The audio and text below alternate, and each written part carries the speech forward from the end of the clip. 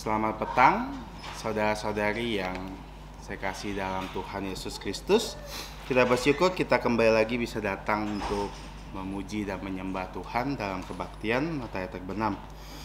Mari kita mempersiapkan diri kita, bahkan kita coba mengecek kembali handphone kita apakah sudah dinonaktifkan atau disilentkan sehingga tidak mengganggu jalannya kebaktian kita. Terima kasih. Mari kita masuk ke dalam hadirat Tuhan dengan memuji Tuhan. Pujian pertama, Tuhan berada di bait sucinya.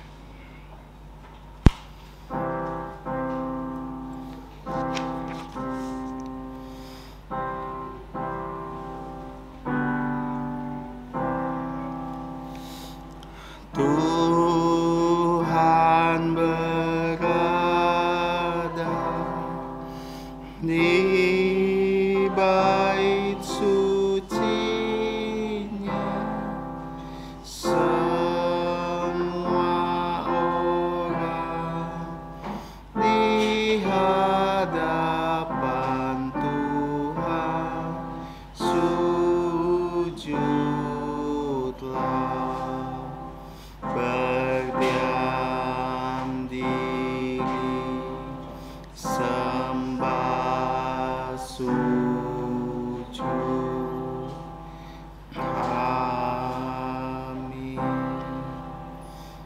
Mari kita bersatu teduh. Dengarlah firman Tuhan sebagai landasan kebaktian kita hari ini. Mazmur 14, 1 dan 2. Untuk pemimpin biduan dari Daud. Orang bebal berkata di dalam hatinya tidak ada Allah. Busuk dan jijik perbuatan mereka, tidak ada yang berbuat baik.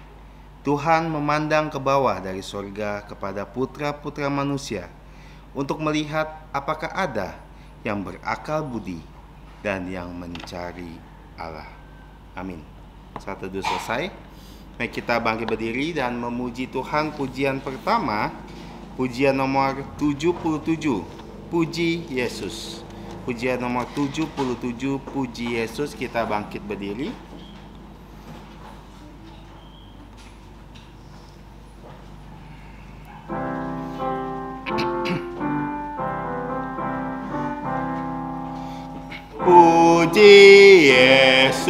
Puji Yesus penebusku. Langit bumi masyurkan kasih-Nya. Puji Yesus, puji bala tentara sorga. Kuasa hormat bila kepadanya. Bagembala Yesus pelihara kita, siang malam kita dijaganya. Puji Yesus, hasilkan kebesarannya. Puji Yesus selama-lamanya. Puji Yesus penebusku. Dia disalib sebab dosa-dosaku. Gunung batu harapan keselamatanku. Puji Yesus juru selamatku. Pujilah Dia tanggung susah kita dan limpahkan kasih karunia-Nya. Puji Yesus, masyurkan kebesarannya. Puji Yesus selama-lamanya. Puji Yesus penebusku. Malah sorga bersorak hosana. Yesus Kristus memerintah selamanya. Nobatkan Dia, Nabi iman gajah. Kristus datang dengan penuh kemenangan, kuasa mulia untuk Dia selamanya. Puji Yesus, masukkan kebesarannya. Puji Yesus selama-lamanya. Mari kita tetap berdiri dan kita masuk dalam doa pembukaan. Mari kita berdoa. Allah Bapa kami yang bertata kekal di atas kerajaan surga, kami memuji Engkau di dalam nama Tuhan kami Yesus Kristus, karena Engkau adalah Allah kami yang sungguh baik di dalam hidup kami. Dan kami merasakan bagaimana Engkau telah menjaga kami seperti gembala menjaga domba-dombanya, sehingga kami tidak tersesat. Dan Engkau selalu membawa kami ke padang rumput yang hijau, dan bahkan memberikan kami air yang tenang. Dan kami merasakan bagaimana Engkau menyertai kami. Walaupun ada bahaya di dalam hidup kami, kami tahu bahwa Engkau akan selalu menolong kami. Kami bersyukur Bapa juga untuk kesempatan yang indah Engkau berikan kepada kami pada sore hari ini. Kami bisa datang ke rumah-Mu untuk memuji dan menyembah-Mu. Kami memohon Engkau yang memimpin jalannya kebaktian ini dari awal sampai akhirnya, dan kami juga memohon Engkau memberkati setiap itemnya, sehingga semua item dari penyembahan kami hari ini bisa memuliakan nama-Mu dan Engkau berkenan di atasnya. Dan kami juga tidak lupa memohon ampun atas dosa dan pelanggaran kami yang telah kami lakukan, baik di dalam pikiran kami, dalam perkataan kami, maupun perbuatan kami. Hanya melalui darah Tuhan Yesus semua dosa dan pelanggaran kami dihapuskan, dan kami dilayakkan untuk menghadap hadirat-Mu. Kami serahkan semua ini hanya ke dalam tangan Putra-Mu, Tuhan kami Yesus Kristus, yang telah mengajarkan kami doa Bapa kami yang berbunyi: Bapa kami yang di sorga, dikuduskanlah nama-Mu, datanglah kerajaan-Mu, jadilah kehendak-Mu di bumi seperti surga. Berikanlah kami pada hari ini makanan harian kami, dan ampunilah kami akan kesalahan kami, seperti kami juga mengampuni orang yang bersalah kepada kami. Dan janganlah membawa kami ke dalam pencobaan, tapi lepaskanlah kami dari yang jahat. Karena Engkau yang punya kerajaan dan kuasa dan kemuliaan sampai selama-lamanya. Amin. Gloria Patria.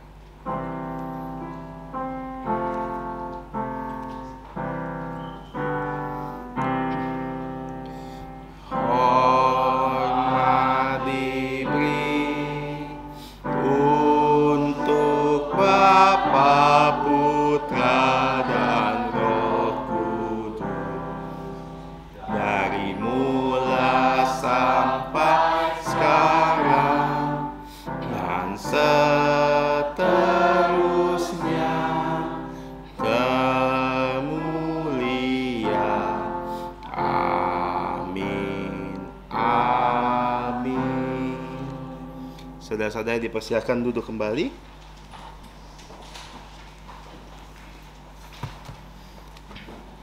Marilah kita bersama-sama membuka Alkitab kita pada hari ini.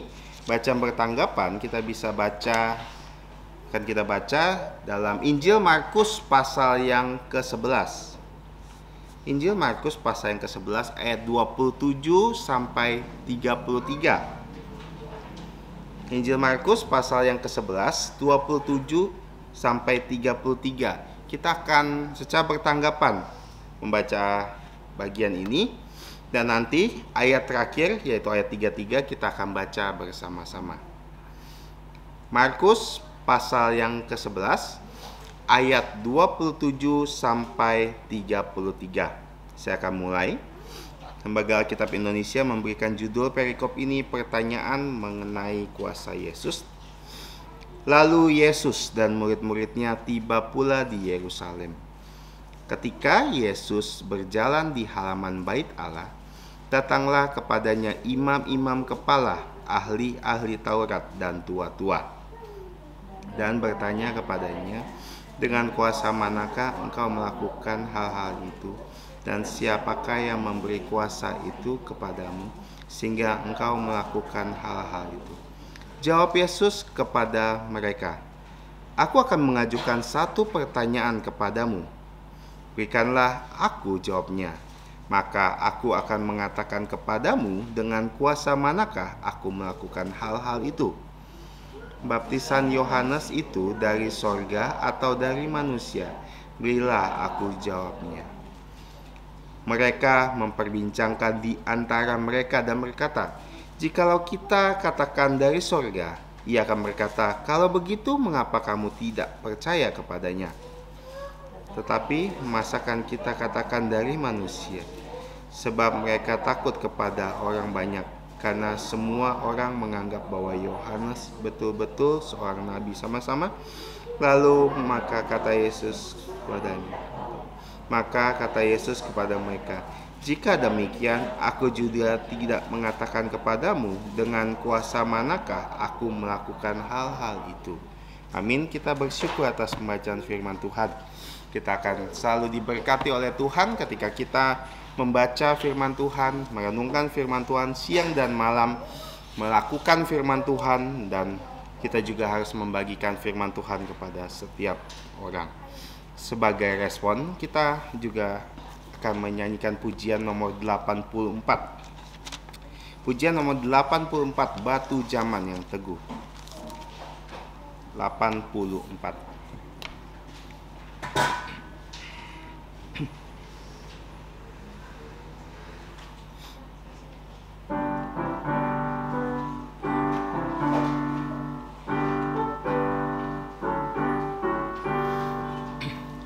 Batu zaman yang teguh, aku mohon berteduh.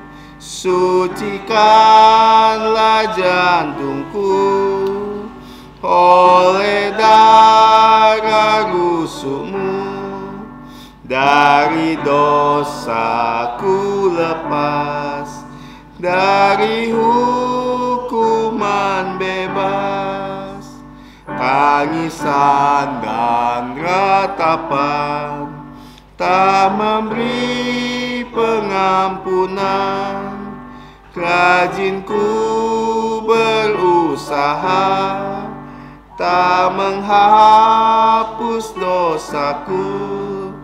Tiada jasa padaku, hanya sandar salibmu. Pada akhir hidupku, waktu tutup mataku, bila aku bertemu menghadap ke tatamu. Batu zaman yang teguh, aku mohon berteduh. Amin. Kita akan menghafalkan ayat hafalan kita hari ini. 2 ayat dari Amsal pasal 26 4-5. Dan ayat ini berhubungan dengan khotbah kita hari ini, dan bahkan tema khotbah kita hari ini nanti Yesus menjawab orang bebal sesuai dengan kebodohan mereka. Kita akan hafalkan 3 kali ya dalam bahasa Indonesia. Kita akan coba baca dan kemudian kali kedua, kali ketiga kita akan hafal. 1, 2, 3. Amsal 26 ayat 4 dan 5. Jangan menjawab orang bebal menurut kebodohannya, supaya jangan engkau sendiri menjadi sama dengan dia. Jawablah orang bebal menurut kebodohannya, supaya jangan ia menganggap dirinya bijak. Perhatikan ya, 2 ayat ini sepertinya yang pertama, jangan menjawab orang bebal menurut kebodohannya. Tapi ayat selanjutnya dikatakan, jawablah orang bebal menurut kebodohannya. Seperti bertentangan ya, tapi sebenarnya tidak kalau kita lihat konteksnya dan dari sudut pandangnya. Dan ini ayat yang menarik dan harusnya kita bisa menghafalnya. 1, 2, 3. Amsal pasal 26 ayat 4-5. Jangan menjawab orang bebal menurut kebodohannya, supaya jangan engkau sendiri menjadi sama dengan dia. Jawablah orang bebal menurut kebodohannya, supaya jangan ia menganggap dirinya bijak. Kita ambil waktu sejenak, kita coba hafalkan ayat ini ya.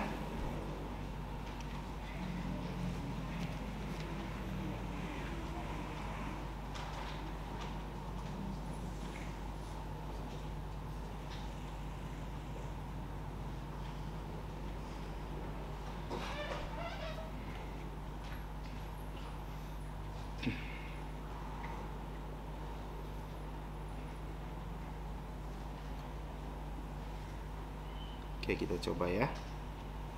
1, 2, 3. Amsal pasal 26 ayat 4-5.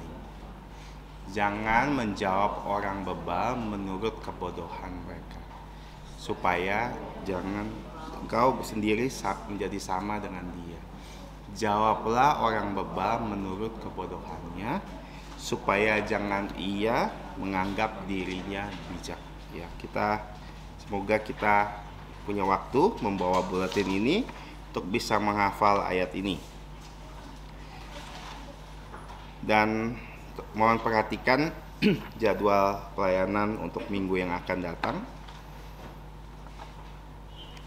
Kuota gereja yang pertama, mari kita doakan acara piknik gereja yang akan berlangsung pada tanggal 22 Maret hari Rabu ini, sehingga kiranya Tuhan menyertai perjalanan kita dan semua peserta bisa mendapatkan berkat dari persekutuan, di mana kita juga bisa melihat bersama-sama indahnya ciptaan Tuhan. Saya mengerti bahwa di sini nanti ada satu mobil berangkat sendiri dari rombongan keluarga saudara Lucy, jadi nanti bisa dikoordinasikan dengan pengabar Injil Rudi bagaimana arrangementnya.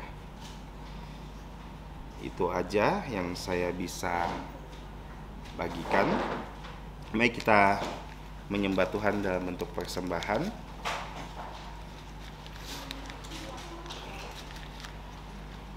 Saya meminta saudara Rio untuk bisa membawakan kantong persembahan, dan kita akan menyanyikan pujian 52.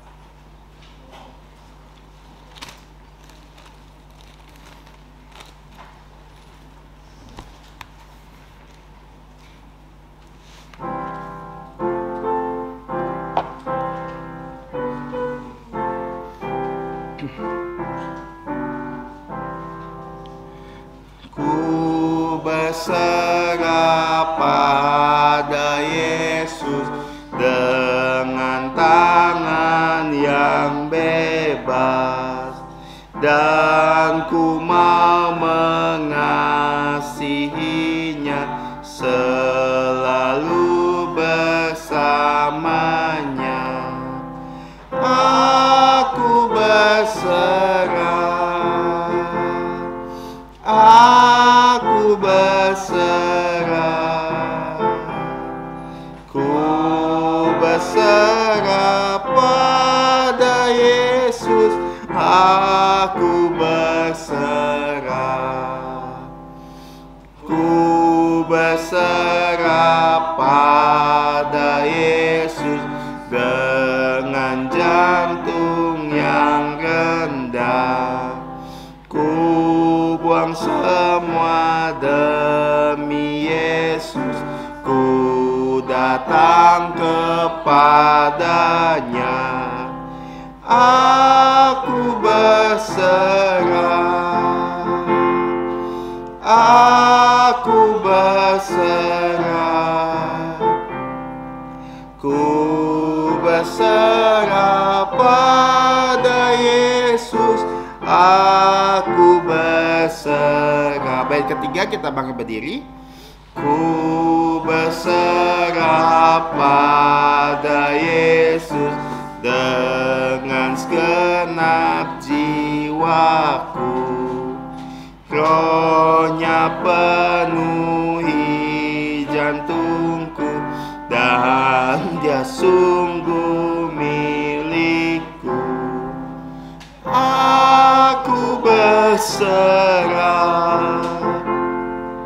aku berserah, ku berserah pada Yesus, aku berserah. Mari kita menyanyikan doksologi.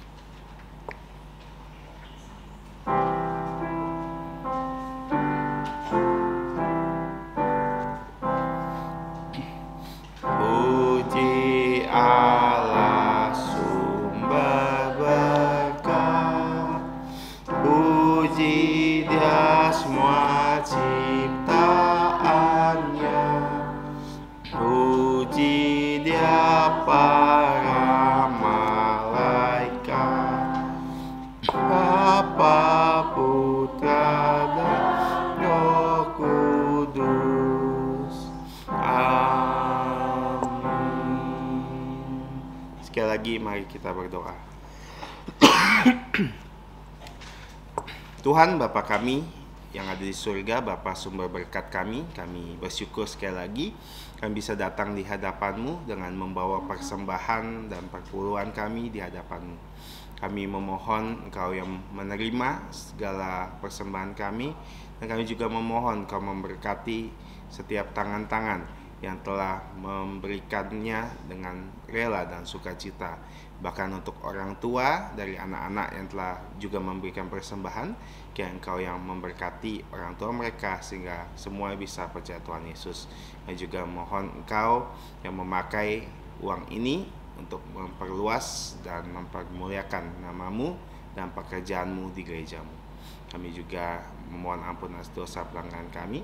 Kami serahkan semua ini hanya di dalam nama Tuhan Yesus Kristus. Amin. Silakan duduk saudara-saudari. Untuk anak sekolah minggu bisa menuju ruang sekolah minggu untuk sekolah minggu.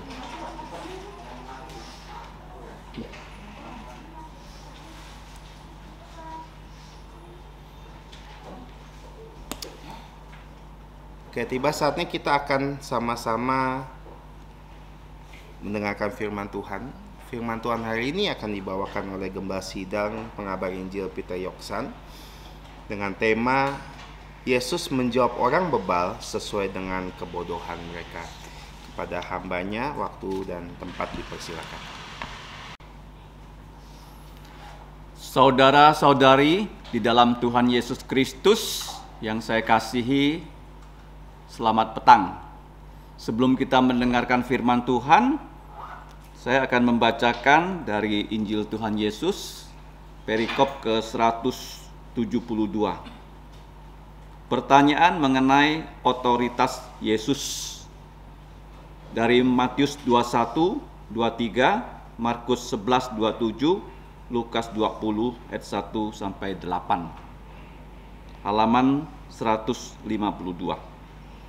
Pada suatu hari ketika Yesus dan murid-muridnya tiba pula di Yerusalem, lalu Yesus masuk ke Bait Allah, berjalan di halaman Bait Allah, dan ketika ia mengajar di situ, Yesus mengajar orang banyak di Bait Allah dan memberitakan Injil.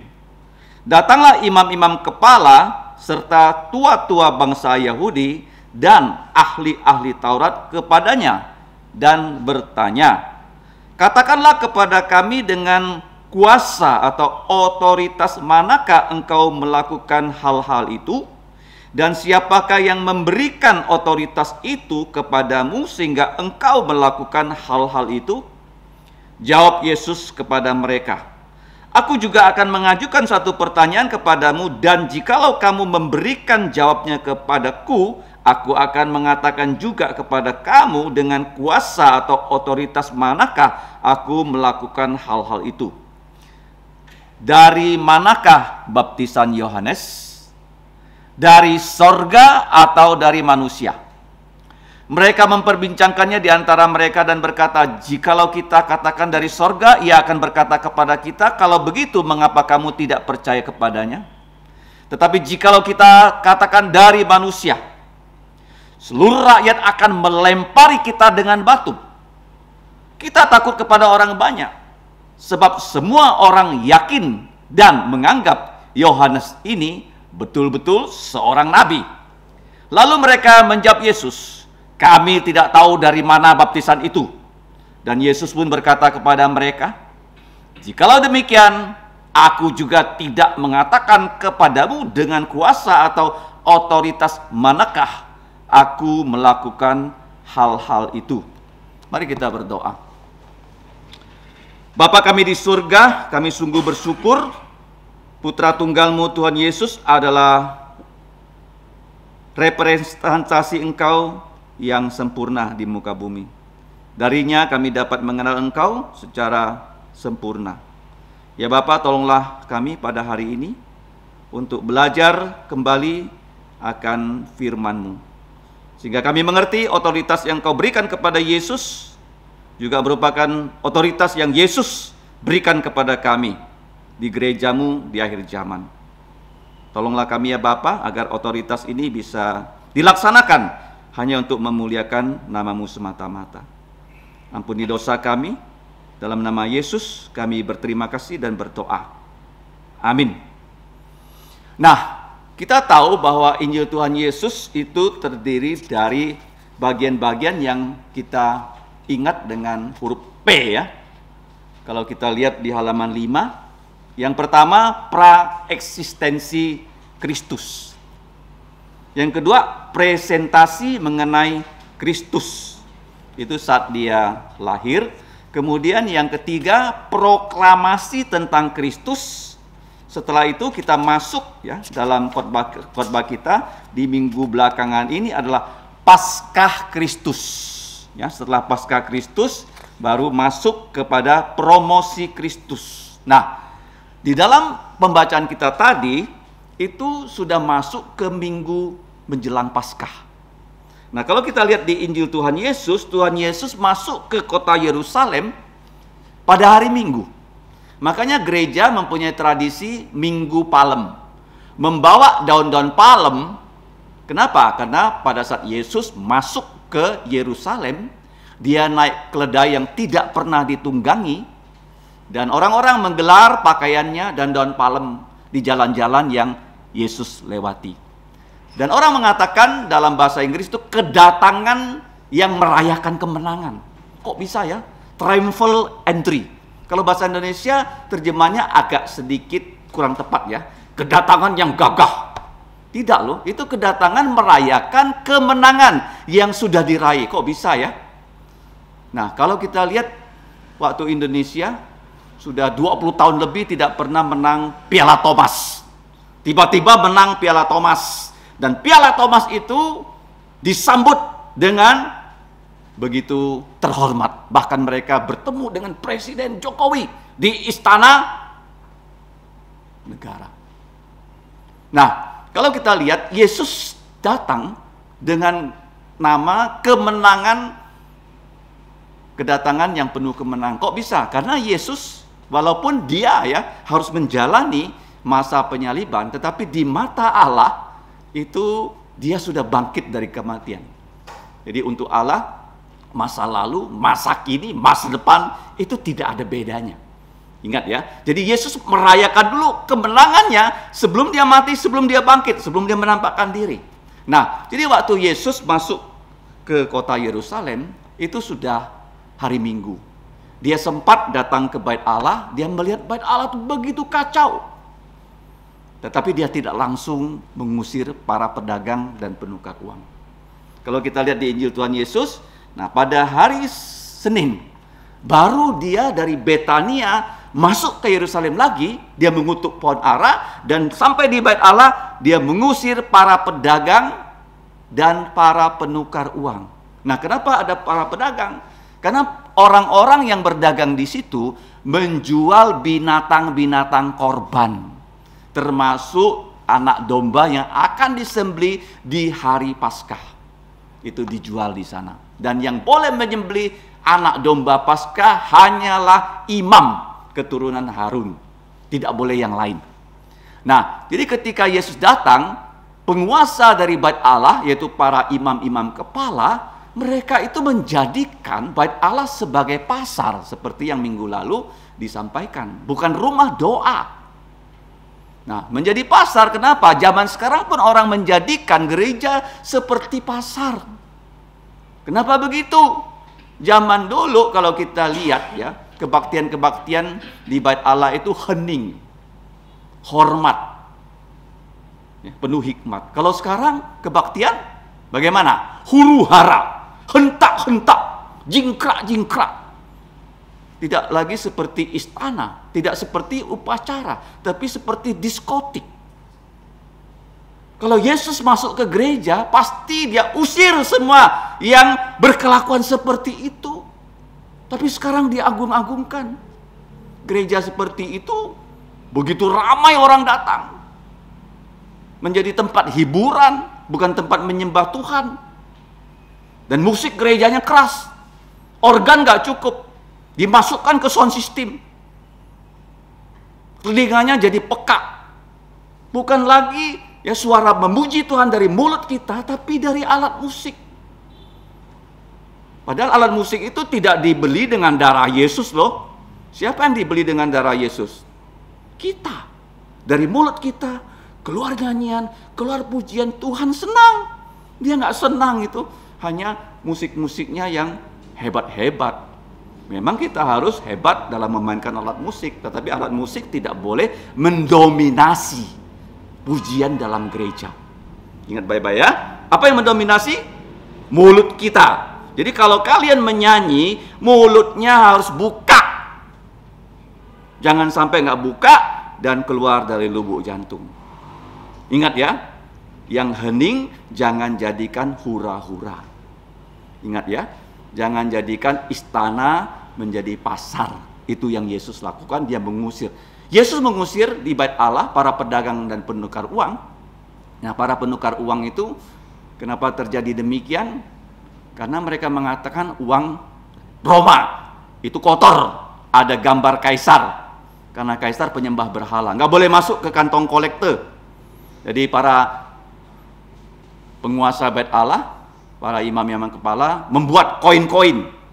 Inilah koin yang bersih, boleh masuk ke kantong persembahan. Jadi kalian uangnya tukar ke koinnya bait Allah. Jadi mereka waktu menukar koin dihargai harga tinggi, yang seperti lehernya digorok. Beli binatang korban harganya juga tinggi. Jadi mereka menjadikan bait Allah seperti pasar. Gereja sekarang juga begitu loh. Persembahan masuk, tapi bukan untuk pembangunan gereja, bukan pemberitaan Injil. Untuk apa? Memperkaya pendetanya. Sama. Jadi Yesus kalau ada saat ini di dalam gereja, akhir zaman pasti dia usir itu. Orang-orang yang berkebaktian seperti itu. Nah, kita melihat waktu Yesus sudah mengusir para pedagang dan penukar uang. Tentu saja ya, bos mereka nggak senang. Pemimpin TAI, tadi ya ada baca ya, tua-tua, ahli-ahli Taurat, dan imam-imam kepala. Mereka yang dirugikan loh. Waktu Yesus mengusir bait Allah, mengusir pedagang di bait Allah, itu terjadi saat dia pertama melayani. Kalau kita lihat di Injil Tuhan Yesus, itu terjadi di perikop 28. Paskah pertama, dan Yesus membersihkan bait Allah untuk pertama kali. Jadi peristiwa yang tadi kita lihat adalah terjadi tahun 30. Jadi Yesus melalui 4 kali Paskah. Tahun 29, tahun 28, jadi tahun 27 Yesus mengusir pertama kali, ini dia mengusir kedua kali. Jadi baru ya, sekitar 3 tahun dia lakukan, sudah berantakan lagi bait Allah. Nah, waktu Yesus mengusir bait Allah, tentu mengusir pedagang di bait Allah, tentu ya pedagang-pedagang itu punya bos gak senang. Pemimpin TAI, khususnya para imam kepala yang menjadi ya penguasa di bait Allah, orang-orang Saduki. Nah, di sini kita melihat ya, hari itu, yaitu hari menjelang Paskah, Yesus bersama murid-muridnya tiba di Yerusalem. Jadi kita tahu Yesus masuk ke Yerusalem itu bukan hanya 1 kali, karena dia sampai di daerah Yudea, dia tidak bermalam di Yerusalem. Kebanyakan Yesus bermalam di Betania. di rumahnya Lazarus, Marta, Maria. Jadi dia berangkat ya dari kota Betania ke Yerusalem dengan jalan kaki karena jaraknya tidak terlalu jauh, dan Yesus masuk ke Bait Allah. Injil Lukas mengatakan dia mengajar di situ dan memberitakan Injil. Ya, bahkan dikatakan Yesus masuk ke halaman Bait Allah, dan pada saat Yesus berada di halaman Bait Allah, maka datanglah pemimpin orang Yahudi yang saya beri nama pemimpin TAI, ya, imam-imam kepala, tua-tua. Ya, tua-tua ini adalah Sanhedrin, ya, yang terdiri dari 70 orang. Mereka bersama ahli-ahli Taurat, penyalin-penyalin Alkitab, datang kepada Yesus dan mereka bertanya kepada Yesus, ya, katakanlah kepada kami. Di sini pertanyaannya dua. Dan Tuhan Yesus juga bertanya dengan dua pertanyaan. Tadi kita berusaha menghafal Amsal 26 kan? Ayat 4 dan 5. Jangan menjawab orang bebal sesuai dengan kebodohannya, supaya kamu jangan menjadi sama dengan orang bebal, orang bodoh. Ini juga Yesus lakukan. Ketika Yesus dibombardir dengan pertanyaan bertubi-tubi oleh Pilatus, Yesus tidak buka mulut. Paham ya? Hanya beberapa pertanyaan yang Yesus jawab kepada Pilatus. Pilatus bertanya, apakah engkau raja orang Yahudi? Yesus mengatakan, engkau sudah mengatakannya. Padahal Yesus diadili sekian lama oleh Pilatus. Yesus hanya berbicara seperlunya. Jangan menjawab orang bebal sesuai dengan kebebalannya. Bahkan waktu Yesus diadili oleh Herodes, sama sekali Yesus tidak buka mulut loh. Jangan jawab Herodes yang bebal sesuai dengan kebodohannya, supaya Yesus jangan sama dengan Herodes yang diberi gelar serigala. Yesus itu bukan serigala, dia anak domba Allah. Dia tidak mau disamakan dengan Herodes. Jadi waktu dia diadili Herodes, dia diam 1000 bahasa. Nah, sekarang Yesus menjawab orang bebal sesuai dengan kebebalannya, supaya orang yang bertanya pada dia, para pemimpin TAI, jangan menganggap dirinya bijak, karena mereka ingin menjebak Yesus. Ya, supaya ketika ditanya, dengan otoritas mana engkau lakukan, itu pertanyaan pertama. Yang kedua, dari mana kamu dapatkan otoritas? Kata kuasa di situ, ya, itu bahasa Indonesianya adalah otoritas. Bahasa Yunaninya itu menjelaskan kepada kita adalah kuasa yang dimiliki oleh seseorang yang dia terima dari orang lain. Jadi seperti otoritas apa? Nah, otoritas yang ada di dunia biasanya ada gelarnya, ada namanya. Contohnya, ya, presiden. Nah, presiden itu otoritasnya dari mana? Presiden itu dia menjadi presiden karena dia dicalonkan oleh partai-partai politik yang menguasai di parlemen 20% suara. Kemudian dia dipilih oleh 50% rakyat plus 1. Baru itu dia mendapatkan otoritas. Jadi rakyat memberikan dia otoritas. Paham ya? Sehingga presiden itu ya dia tidak bertanggung jawab ya kepada yang lain, dia sebenarnya bertanggung jawab langsung kepada rakyat yang memilihnya. Nah, sekarang Yesus ditanya, otoritas engkau itu apa? Nah, yang menjadi hal yang perlu kita ingat, ya, orang banyak itu semua sudah percaya, kebanyakan dari mereka, bahwa Yesus itu nabi loh. Semua sudah percaya. Ya, mereka tahu ya Yesus itu nabi. Tidak diragukan. Bahkan orang-orang yang tadi bertanya pada Yesus pun tahu Yesus itu nabi. Semua tidak ada yang bisa menyangkal Yesus itu nabi. Nah, tetapi Yesus bukan hanya nabi, dia adalah imam, dia juga raja. Nah, jadi waktu Yesus mengajar di Bait Allah, orang itu bertanya, dari otoritasmu namanya apa dan dari siapakah engkau mendapatkan otoritas itu sehingga engkau melakukan semuanya itu? Nah, Yesus menghadapi situasi seperti itu, orang-orang bebal yang bertanya pada dia menggunakan Alkitab. untuk menjawab. Seperti yang tadi kita hafalkan, mari kita buka. Kamu bisa buka di dalam Alkitab atau ayat hafalan yang tadi kita baca. Amsal 26 ayat 5. Mari kita baca sama-sama. Jawablah orang bebal menurut kebodohannya, supaya ia jangan menganggap dirinya bijak. Jadi Yesus menggunakan kitab suci untuk menyelesaikan hal yang dihadapi. Ini pelajaran pertama ya.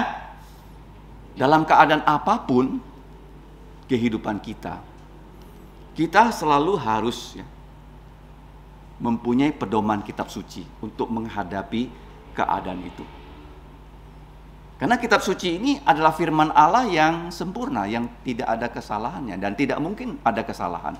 Sehingga kalau kita berpedoman pada kitab suci, maka kita akan berada di jalan yang benar. Jadi tentu saja Amsal 26 ayat 4 dan 5 ini diberikan oleh Tuhan Yesus ya kepada kita. Dan dia menggunakan kata-kata yang sudah dia berikan kepada kita untuk mengatasi para musuhnya. Para musuhnya yang bebal itu bertanya, dan Yesus bertanya kepada mereka kembali. Yesus berkata kepada mereka, jawab Yesus kepada mereka, aku juga mengajukan satu pertanyaan kepadamu, dan jikalau kamu memberikan aku jawabannya, aku juga akan mengatakan dengan otoritas manakah aku melakukan hal ini. Jadi saya tadi katakan, kata kuasa di sini adalah otoritas, ya, yaitu kuasa yang diberikan oleh pihak lain kepada pihak yang bersangkutan. Contohnya ya, otoritas presiden berasal dari rakyat. Ingat ya, otoritas ya seorang penjual bisa menjual barang, menagih hasil penjualan itu dari yang punya barang. Tentu begitu ya, ada otoritas. Kemudian kalau kita melihat ya, otoritas contohnya ya di sekolah swasta, ada kepala sekolah. Nah, kepala sekolah itu bukan dia memiliki otoritas karena dia berotoritas, itu diserahkan oleh yayasan kepada kepala sekolah. Jadi yang lebih tinggi dari kepala sekolah adalah yayasan. Ingat baik-baik ya, kalian banyak yang bersekolah di sekolah swasta. Yang bersekolah di sekolah negeri, kepala sekolah juga bukan pimpinan di sekolah. Yang paling tinggi dia memiliki pengawas sekolah yang ditunjuk oleh dinas pendidikan. Jadi biasa ya, otoritas itu diberikan kepada orang yang lebih rendah untuk dijalankan. Nah, Yesus menerima otoritas ini dari Bapa Sorgawi. Kita tahu ya, Yesus berkata, apa yang dia lakukan, dia melihat Bapa melakukannya. Apa yang dia katakan, dia mendengarkan ya kata-kata Bapa. Jadi Yesus persis melakukan apa yang dikehendaki oleh Bapa di sorga. Jadi Yesus di sini, dia bertanya kepada mereka dalam pertanyaannya di ayat 25, Matius 21, dari manakah baptisan Yohanes? Kemudian Yesus bukan hanya mengajukan pertanyaan, dari mana baptisan Yohanes?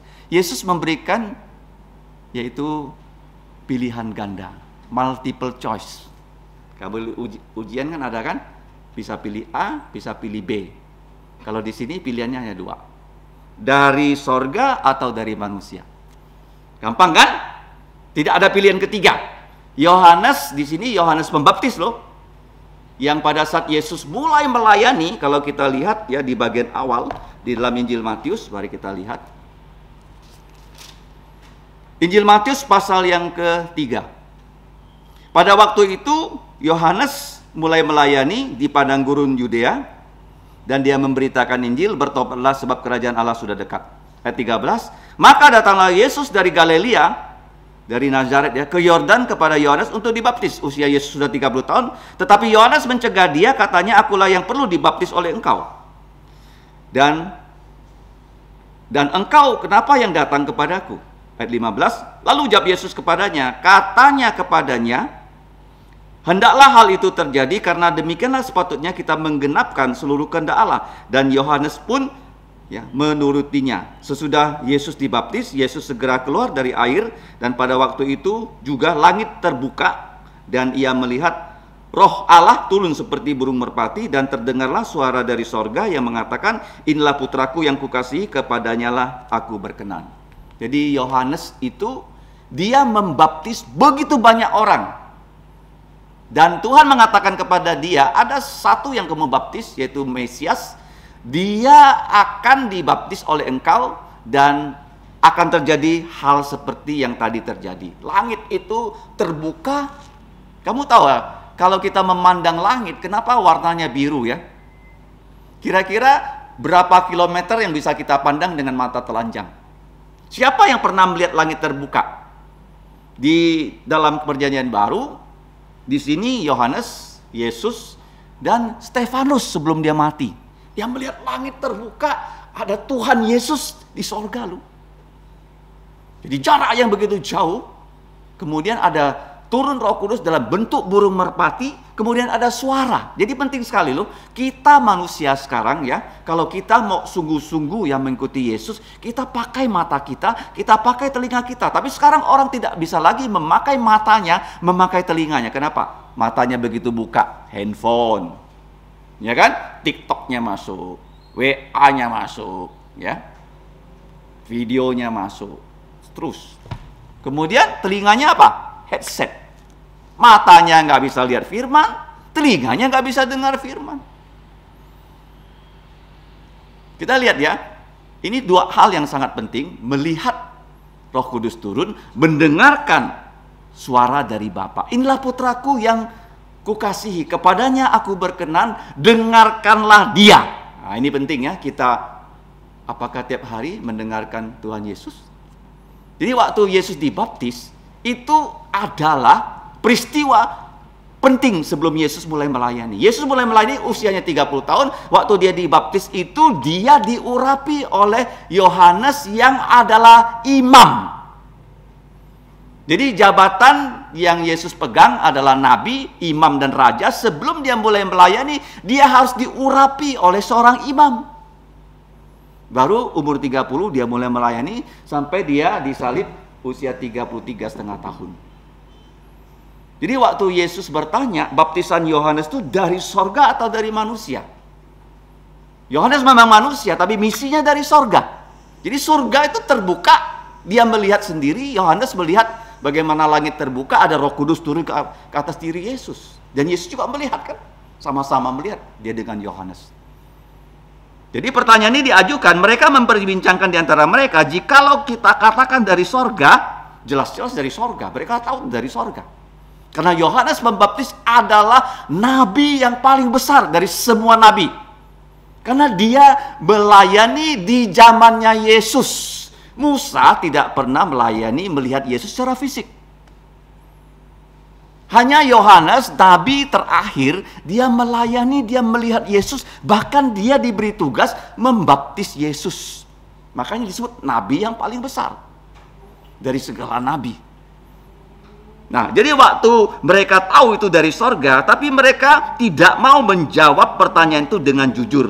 Mereka berdiskusi. Kalau kita jawab dari sorga, Yesus pasti bilang, kenapa kamu nggak percaya kepada Yohanes? Kamu tidak percaya pada aku? Pasti Yesus bilang kepada mereka begitu. Kemudian kalau mereka bilang, mereka kan mau lawan Yesus dari manusia. Ada tuh orang yang dalam bahasa Tionghoanya Pak Tao. Saya lihat banyak orang Pak Tau loh. Bahkan di lingkungan pendeta-pendeta ada yang Pak Tau. Tahu nggak Pak Tau? Semena-mena. Dia pikir dia punya jabatan, dia semena-mena kepada manusia. Itu sering kita alami, bukan hanya di tempat kerja, tapi juga dalam gereja loh. Ada orang yang semena-mena. Dia pikir dia punya jabatan sehingga dia bisa berbuat semau gue. Nah, mereka ini berbuat semau gue. Jadi mereka kalau bilang dari manusia, wah, rakyat dalam Injil Lukas 20 akan melempari kita dengan batu loh. Jadi dalam Injil Markus tidak dikatakan dengan jelas. Jadi mereka takut kalau bilang dari manusia, pasti mereka dilempari batu oleh orang Israel. Karena orang Israel itu seringnya melempari orang yang tidak mengakui iman mereka di hadapan umum. Takut kepada Allah, mereka tidak takut kepada kebenaran, sebab semua orang yakin dan percaya Yohanes Pembaptis itu betul-betul seorang nabi.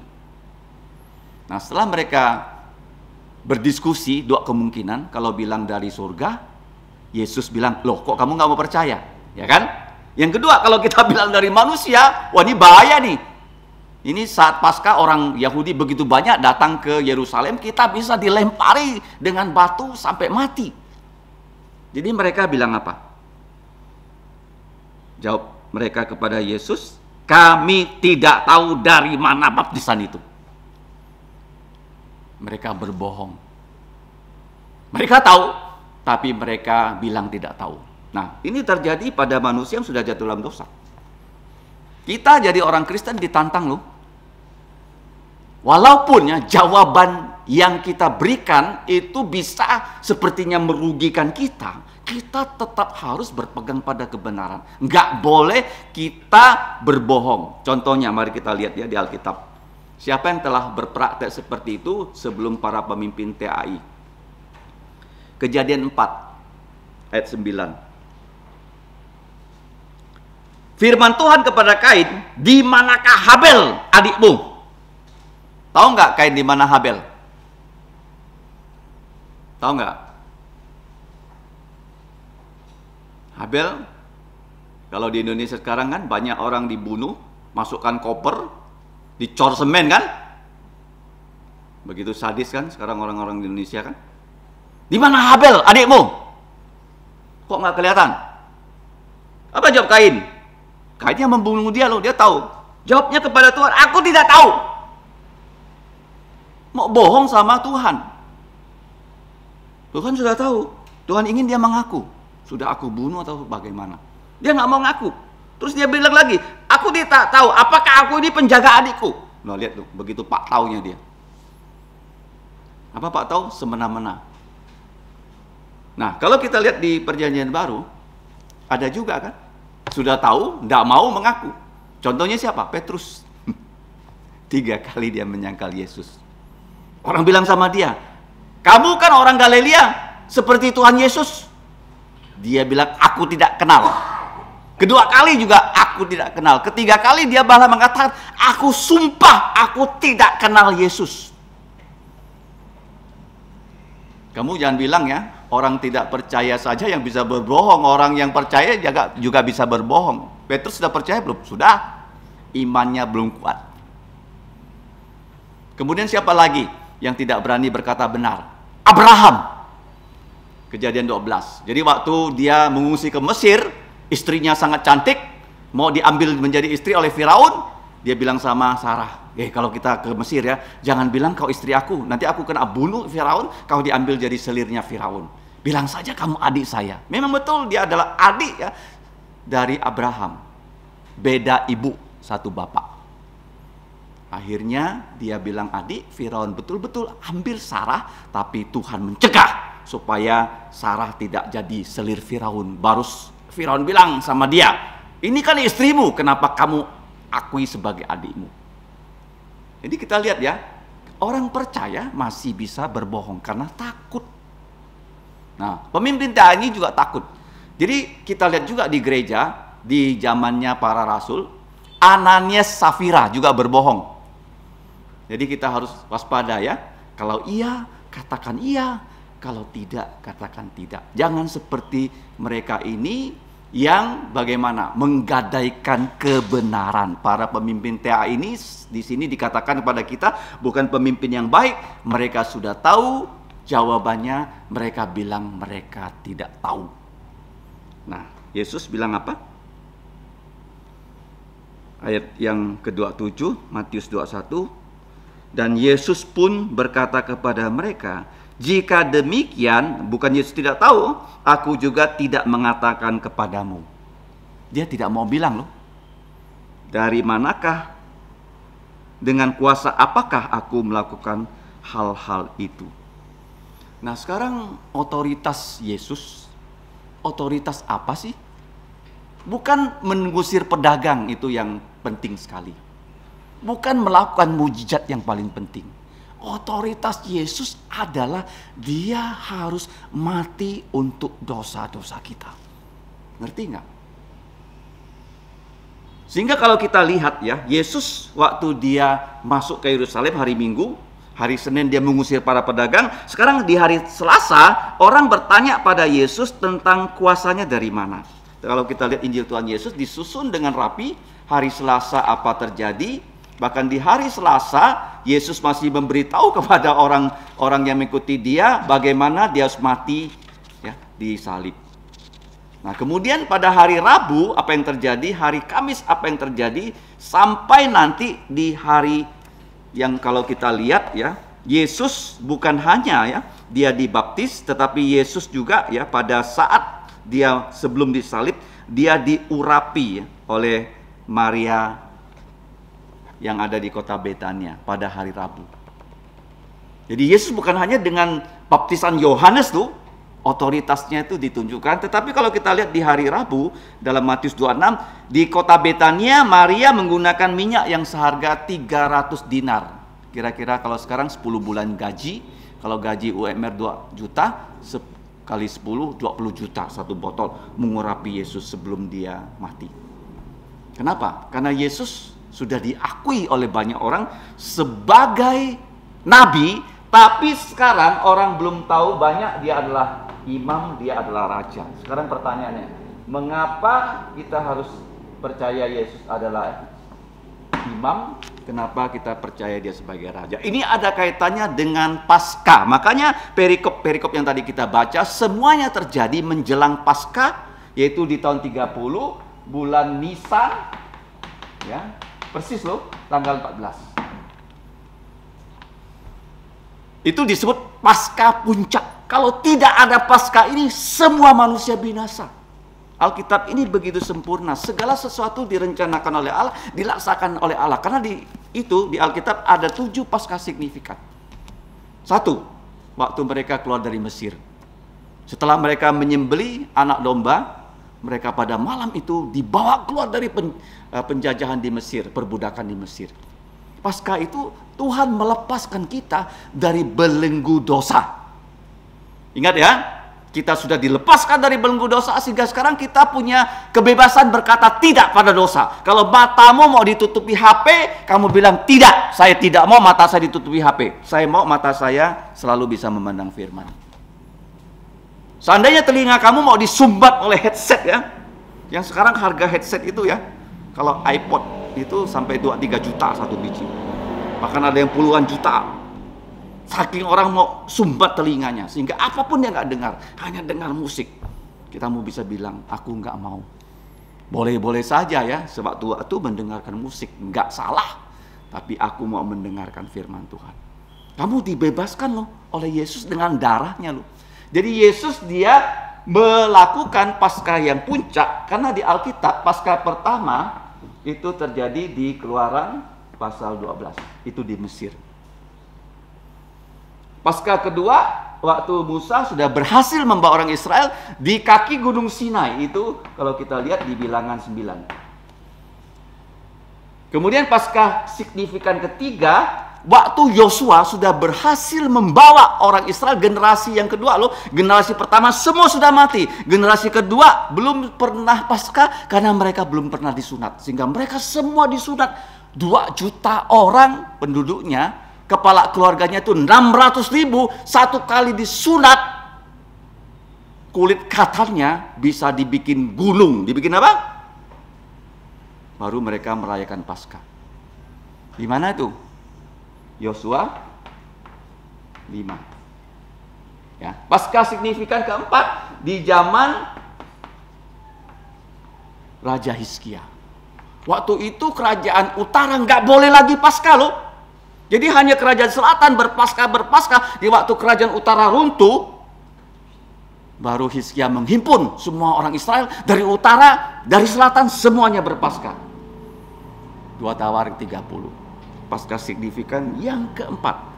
Paskah signifikan yang kelima, di mana tuh? 2 Tawarik pasal 35. Sebelum mereka dibuang ke Babel, Tuhan izinkan mereka punya Paskah signifikan yang kelima. Di zamannya Yosia. Karena Yosia berusaha mereformasi iman orang Israel. Kenapa reformasi? Ya seperti sekarang ini, ya, gereja kita perlu direformasi. Ya, karena banyak yang Senin Kemis datang ke gereja. Perlu direformasi. Jadi Yosia ini ya dia melakukan reformasi dan Paskah dilangsungkan. Ya, bagaimana cara kita melakukan reformasi rohani ya di gereja? Kita berdoa. Saya percaya loh, Tuhan bisa membuat gerejanya bangkit kembali ya. Sehingga orang percaya bertambah banyak. Yang sudah percaya mau sungguh-sungguh melayani Tuhan. Hidup dengan serius dengan firman Tuhan. Paskah signifikan ke-6. Di mana itu? Dalam kitab Ezra. Ya, pasal yang ke-6. Ezra 6. Mereka sudah pulang dari pembuangan, dan di Ezra 6 mereka sekali lagi bisa merayakan Paskah. Sudah 6 Paskah signifikan. Nah, Paskah signifikan ke-7 di mana? Waktu Yesus disalib. Kalau kamu lihat di Injil Matius, Markus, Lukas, Yesus disalib itu adalah last 2 chapter. Ya.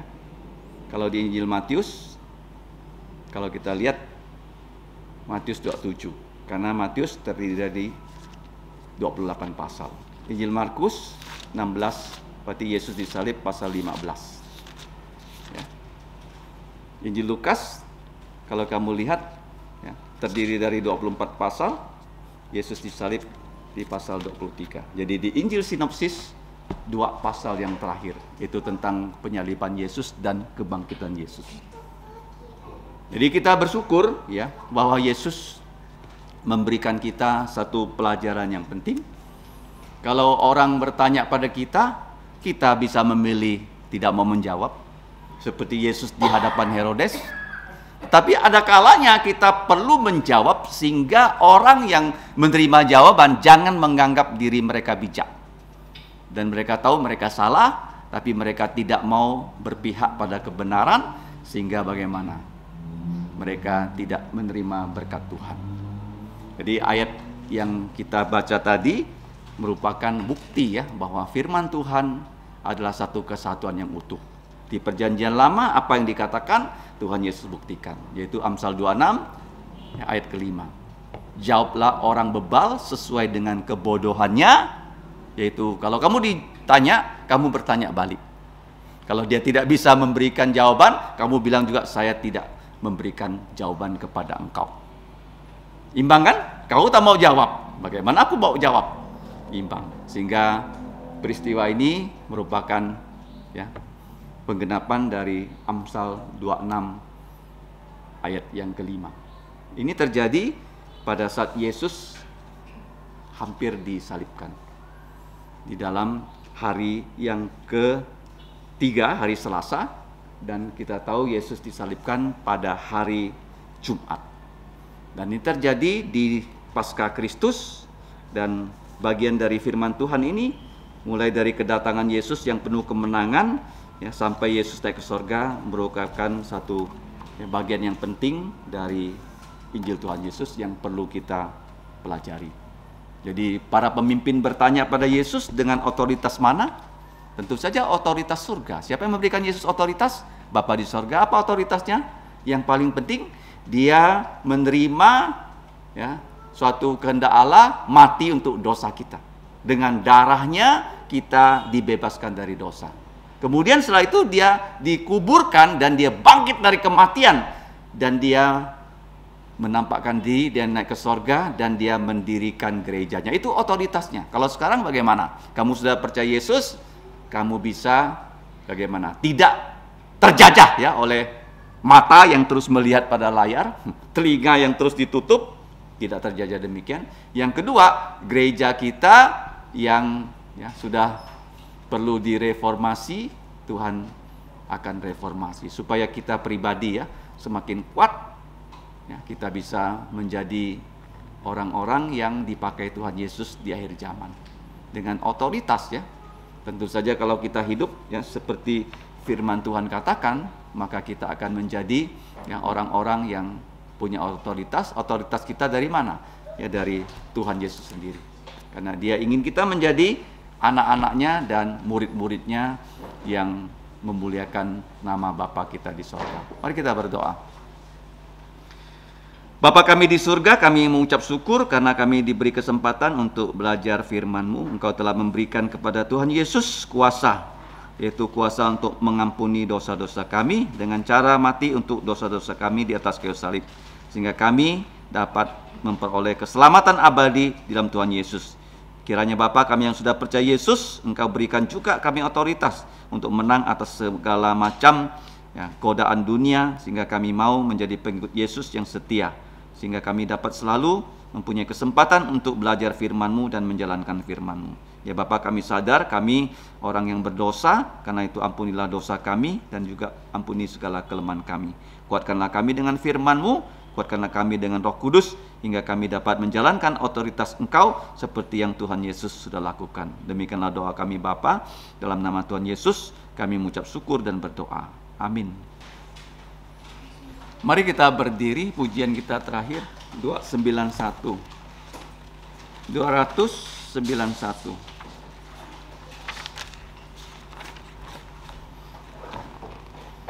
Ku mau serupa Tuhan. 291.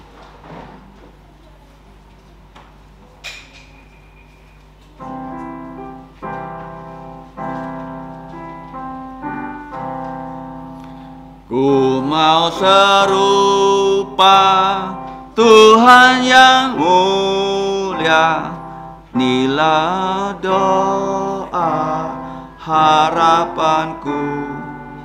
Rela buangkan semua hartaku untuk mendapatkan Yesus Kristus.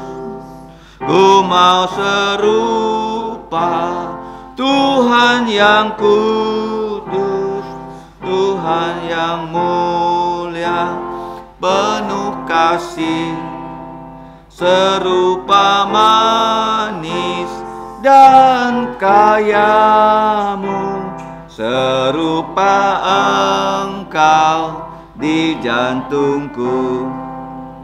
Ku mau serupa Tuhan yang rahmat, lemah dan lembut, penuh kasih. Tolong yang lemah, hibur yang susah, dan bawa mereka pada Yesus.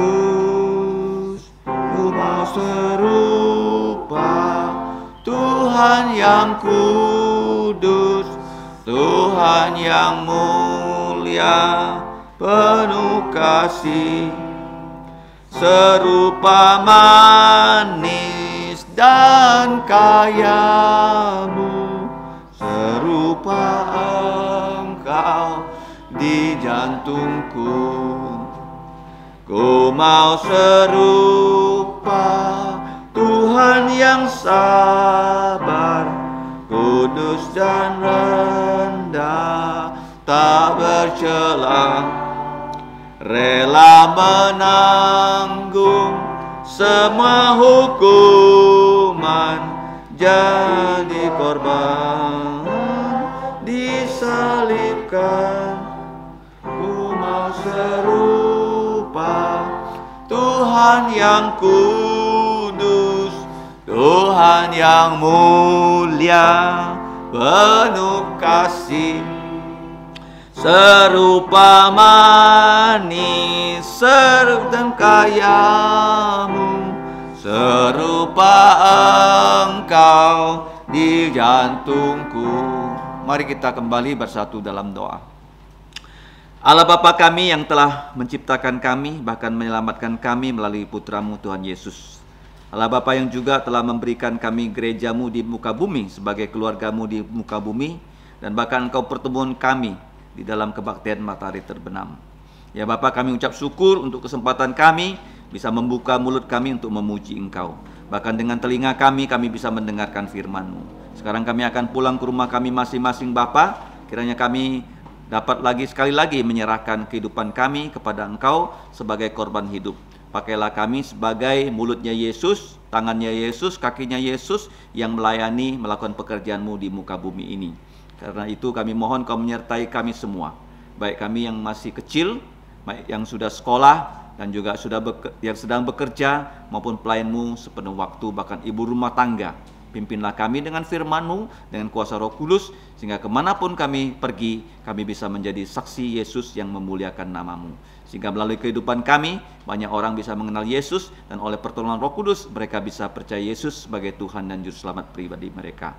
Pimpinlah kami ya Bapa, dan jadikanlah kami sebagai saluran berkat, yang menyalurkan berkat kerajaan sorga untuk dunia yang sedang binasa. Kami tahu ya Bapa, semua ini untuk kemuliaan nama-Mu, karena Engkaulah yang punya kerajaan dan kuasa dan kemuliaan sampai selama-lamanya. Dalam nama Tuhan Yesus, kami berterima kasih dan berdoa. Amin. Amin.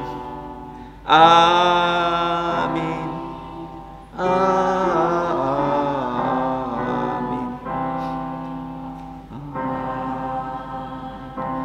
Silakan duduk. Doa teduh.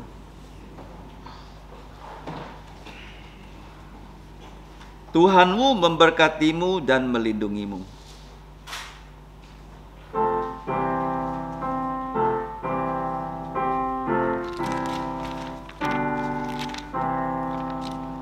Tuhan memberkatimu, Tuhan melindungimu.